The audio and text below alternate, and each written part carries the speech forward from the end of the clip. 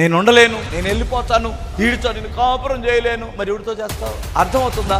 అంతకంటే దయ్యం దొరికింది నీకు, తిక్క కుదిరిద్ది. అంతకంటే దయ్యపోడు దొరుకుతుంది. మీకు తెలుసో తెలీదో, దేవుడు భార్యాభర్తలే అనుకుందాం, నిన్ను కరెక్ట్గా సెట్ చేస్తాడు.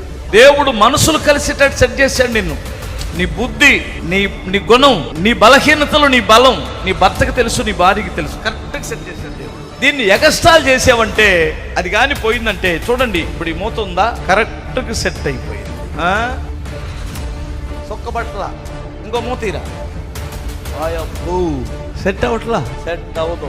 ఎందుకంటే ఈ కంపెనీ వాడు దీనికి ఎన్ని థ్రెడ్లు ఉండాలో, ఎలా ఉండాలో, ఎంత సైజు ఉండాలో కరెక్ట్గా సెట్ చేశాడు. ఇప్పుడు ఈ తాగుపోతాడు, నేను కాపురం చేయలేను, ఇంటితో నేను ఉండలేనమ్మంటే సెట్ అవ్వ ఇంకొకటి దగ్గర. సరే ఇంకొక మాట చెబుతా, ఆ ఖాళీ సీసా ఇక్కడ తీసుకురారా, ఇది భర్త ఇక్కడ తీసుకురారా, ఇది నాకు తెలిసి 500-600 అన్న ఉంటుంది కదా, 500 వేసుకో.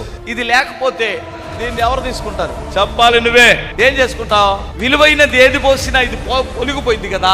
ఇది ఇంత పెద్దదైనా, ఇంత విలువైనా, దీని విలువ ఎక్కడుంది? మూతలో ఉంది. మూత పోయిందంటే నీ విలువ పోయింది. ఎట్లా గట్ట మూతను సెట్ చేసుకో. అబ్బాయి ఈ నాకు సెట్ అవ్వడం, సెట్ అవ్వకపోతే దేవుడు సెట్ చేశాడుగా. మర్యాదగా అన్నికి మనికి కాపురం చేసుకో.